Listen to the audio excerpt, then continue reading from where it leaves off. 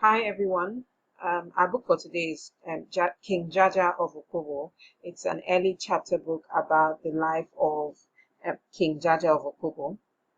So it's an ebook. I'm going to dive in now, so just follow me. So this is our book. Let me just make it full screen.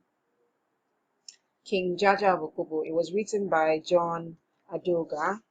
A long time ago, Nigeria consisted of many independent kingdoms and city-states. From these kingdoms come many stories of courage, honor, and valor, but few of these tales are as inspiring as that of the famous King Jaja of Opobo. Jaja, the young boy from Amaigo in the Igbo heartlands of the southeast, rose to become a very successful merchant and ruler in the Niger Delta area. The man we now know as King Jaja of Opobo was born in Amaigo town of the southeastern region in 1821. His name was Mbanaso. He was the third son of his parents. One day, while playing with his friends in the fields, Mbanaso was kidnapped by one of his father's enemies. Mbanaso, who was only 12 years old at the time, struggled to free himself, but the wicked man sold him to a rich trader called Chief Allison from a town called Bonny. Despite his protest, Chief Allison took the young Mbanaso from his hometown and brought him to the town of Bonny. Bonny was a very big and busy place. It was quite different from Mbanaso's hometown of Amaigo. At Bonny, Chief Allison handed Mbanaso over to his friend Chief Madu, who was the head of the trading house of Anna Pepo. Mbanaso was made to work as a slave. He worked several hours a day without being paid. Despite this unfair treatment, Mbanaso devoted himself to his work. It was in Bonny that the new name Jubo Juboga was given to him. After many years of hard work, young Jubo had become an important member of the house of Anna Pepo. He was no longer treated as a slave, and everyone respected him as a dedicated and loyal worker. Some of the members of the other trading houses became jealous of Jubo's new status. Jubo did not pay attention to the mischief of the rival trading houses. He concentrated on helping to grow the business of his own trading house. In the process, he became quite wealthy as he was well paid for all his hard work. Jubo's trading house did a lot of business with European merchants who came over the high seas to buy palm oil. It was the European merchants that gave him the nickname Jaja, which everyone calls him to this day. In 1863, the head of the trading house to which Jaja belonged died. Unknown to Jaja, his trading company owed many of their business partners a lot of money. Because of this, none of the prominent members of the house were willing to become its next leader. They were afraid of what their debtors would do. Jaja bravely took the challenge to lead the trading house. He worked very hard to earn enough profit to take care of the needs of the house, while also paying off the huge debt he inherited. After 2 years, Jaja had paid off all the debts. The people of Bonny were amazed at his business prowess.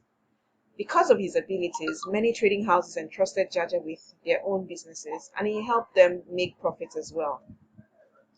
5 years after taking over the house of Anna Pepo, Jaja had become one of the most important traders in Bonny. Unfortunately, tragedy struck shortly after. A fire outbreak almost completely destroyed the business premises of the trading company. Many of the buildings and boats were destroyed in the fire.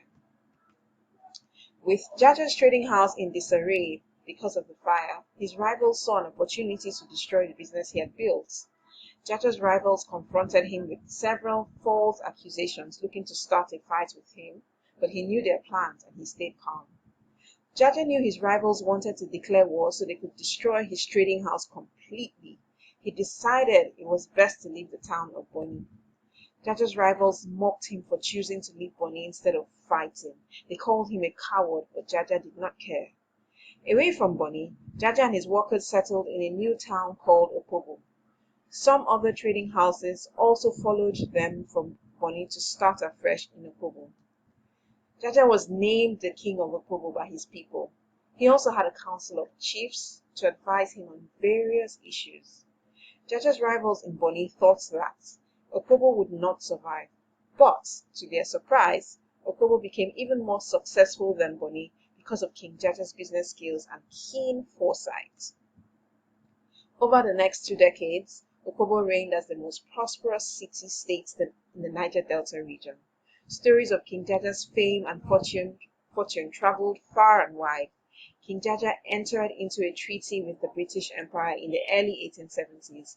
He helped the British colonialists with their business across the west coast of Africa and was awarded the British Queen's Sword of Honor in 1875.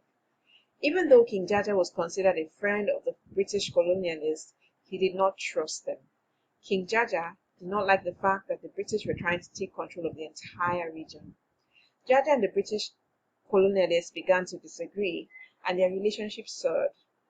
The British wanted total control of the region so they could keep all the profits of trade for themselves. As the situation between King Jaja and the British colonialists worsened, Jaja sought audience with the Queen of England, hoping to resolve the disputes peacefully. He went on a voyage aboard a British ship sailing to London. But shortly after they set out, the British colonialists arrested King Jaja and took him to the Gold Coast of Ghana instead. In Ghana, the British colonialists put King Jaja on trial after accusing him of destroying British interests in the Niger Delta region. King Jaja was dismayed that the people he once did business with as friends had betrayed him. King Jaja was found guilty at the trial, even though he did not do any of the things he was accused of. The greedy colonialists locked him up in Ghana, and they came back to Niger Delta to occupy the entire area. Without powerful kings like Jaja to stop them, they took control of all the trade and kept all the profits for themselves. After several years in Ghana, King Jaja was released by the British and allowed to return to Opobo. The thought of seeing his beloved Opobo again made Jaja very excited, and he hastened to make the long voyage back home.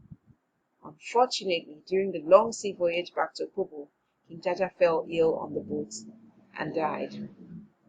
King Jaja's body was returned to Opobo, where he was buried by his people. A statue was erected in his honor. The entire region mourned the death of the great Jaja, who had risen from humble beginnings to become a highly respected and successful merchant and king. To this day, King Jaja of Opobo is celebrated for his love of honesty, hard work, and justice. The end.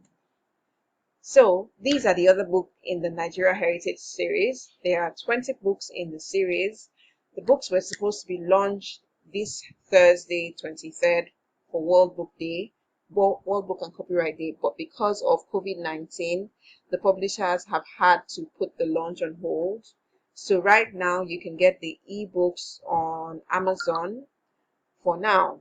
I'm sure you'll be able to get physical copies when the launch is done, whenever that will be. But in the next couple of days, I will try to read some of the other stories in the series. I think the author did a really good job. On the YouTube channel where you'll find this video, there will be a link to activities you can do that will accompany this book. Have fun and enjoy. Bye.